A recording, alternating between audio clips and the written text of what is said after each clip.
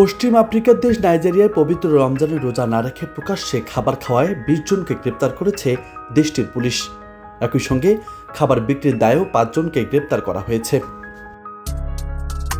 সোমবার ব্রিটিশ সংবাদ মাধ্যম বিবিসি এক প্রতিবেদনে এ তথ্য জানিয়েছে।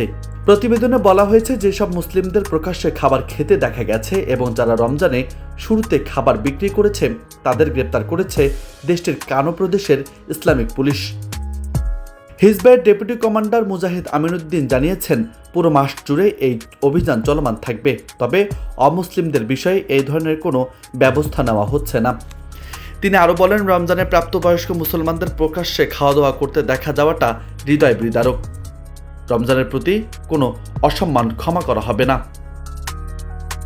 গ্রেপ্তারকৃত 25 জনকে শরিয়া আদালতে অভিযুক্ত করা হয়েছে এবং সেই অনুযায়ী শাস্তি দেওয়া হবে বলেও জানান মুজাহিদ আমিনুদ্দিন। গত বছর রোজা না রাখার জন্য মুসলিমদের গ্রেপ্তার করা হয়েছিল দেশটিতে। পরে তাদের রোজা রাখার প্রতিশ্রুতি আদায় করে মুক্তি দেওয়া হয়, তবে এবছর গ্রেপ্তারকৃতদের আদালতের মুখোমুখি হতে হবে।